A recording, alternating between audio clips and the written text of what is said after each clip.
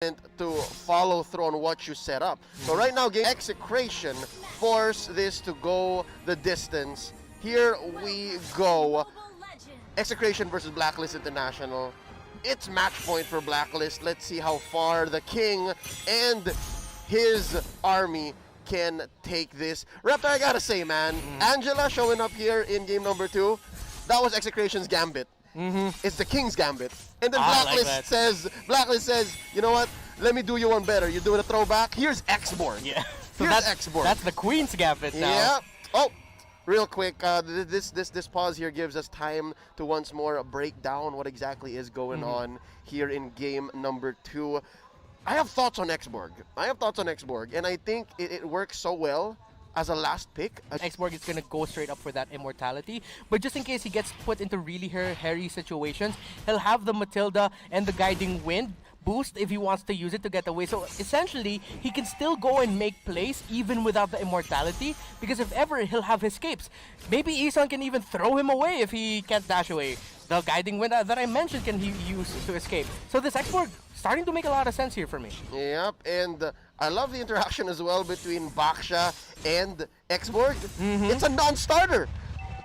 X-Borg doesn't care. X-Borg will again maintain the 4 life bars and continue the fight. He can respond, while Renzio here, has the same kind of role, but if there's anything that the Baksha has going, it's faster rotations. He can just get there so much faster with the shield unity. Right now, there's not much happening. It's a little bit more a little more tame compared to game 1 in the early minutes.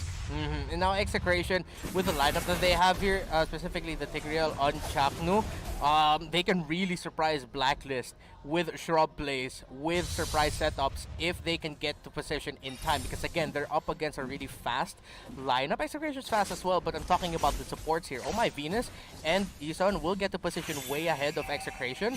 So if Execration can get in position in time, then they'll be able to surprise Blacklist. Look at Chaknu now. Speaking of position, he's there. This is the Chaknu special, just waiting in the bush, finding his moments. Early Turtle started up here, not more than 2 minutes, 10 seconds in, and they have to reset.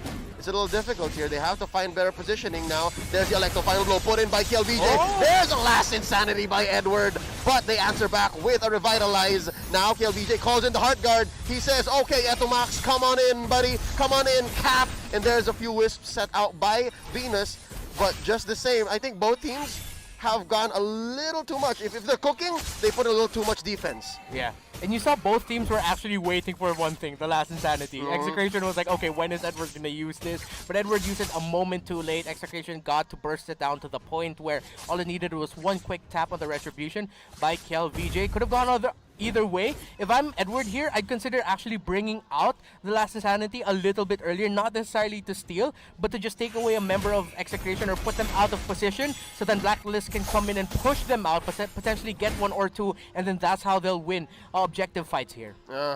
And right now it looks like Execration found their window better. I think if the draft, that last pick X-Borg, was a very fine touch, I think Execration understands that. They've run through this draft. I'm pretty sure Coach Pakbit knows exactly what he's doing here, and it's just a matter of time to see if Blacklist can find themselves out of this hairy pickle. Do they say that? Is that a word? Hairy pickle.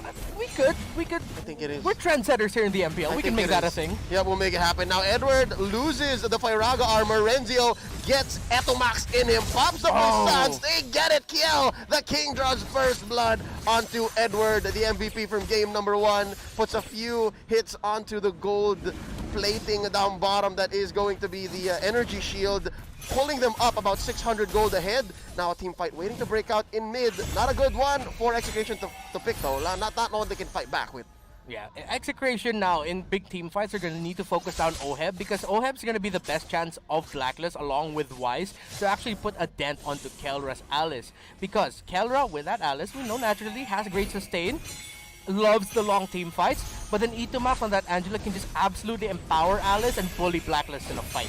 Yep, they gotta find those windows where Heart Guard is a non-starter. Nice turtle take here by Blacklist. Wise gets it. Down goes Chakno. Oh, they're looking low here. It's only two. It's Kiel and Renzio in the middle of all of them. Down goes Etomax. Not even able to go in and use the Heart Guard. It's 3v4. But Blacklist International members, they're looking low. They're at least going to secure their own purple buff here. Down goes the Serpent. And still walks away, I think, the victor. That is a turtle plus 2 kills.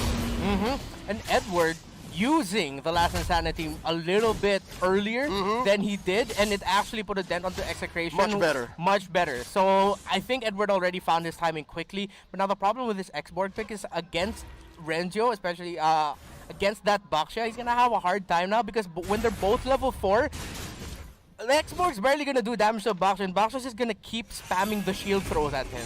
Yep, and I think that's when Edward has to again find his role, find his place in this world. Now up top, it's going to be Renzio, the only defender. Chakno gonna try to help his brother out. Gonna try to help stop this lane push. Pops the Puissance. Wise charges up an arrow. Gets to clear the wave, but for only so long. KLVJ gets ejected in. Oh, Venus looking for a good hit on the Circling Eagle. Wisps not hitting their targets. A lot of this game is so cautious. Both teams. Yeah, and Chaknu's actually really cautious right now. He's been mainly using Implosion and Sacred Hammer in a defensive setting. He's having a really hard time trying to play make here for Execration because of the mobility of the lineup of Blacklist. Speaking of mobility, look at this one-on-one. Oh, about to turn into a 3v1 if Oheb's not careful. He sees 3, he sees 4. In goes Etomax with the Heart Guard. Electro Final Blow down bottom again.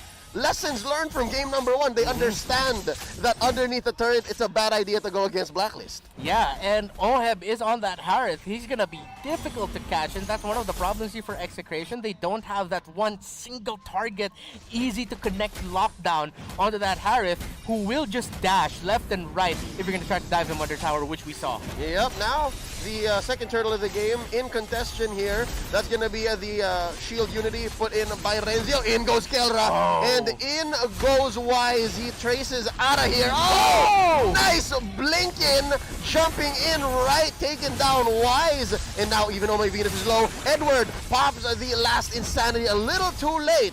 And Reptar, it seems like that is key. Kelra is the key. One of the Ks is the key. I can keep going on with this, but yeah, we just saw it there. And great use there of the Heart Guard. We're gonna see a pick off here though. There's gonna be a fight still continuing later. Again! That's gonna be Renzio now, the recipient of Etomax's ult. And Kelra once more. Nice implosion. They're able to jump out at the last minute before they get put in place for the K. One half of the KK brothers to get another kill, but he gets it nonetheless. Now, oh my Venus, looking low in the middle of 3. Ejector right through the wall. Oh, that was not an ejector actually. Essen is out. It was a Circling Eagle taken down prematurely.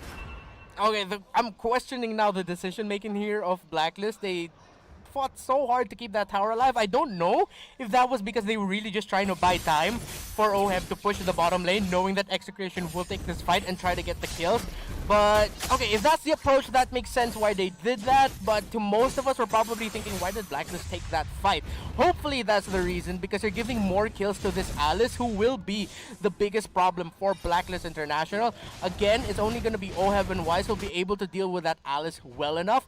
Granted, if Wise doesn't get caught out by Kelra early, and Execration has shown in the past, especially in their fight against Omega, they love it when they have someone who can dive in the backline and just focus down either the mage or the carry of a team. And if Blacklist lose, either the Matilda or the YSS, is going to be a tough fight to win. Yeah, and so far, that's Execration getting what they want.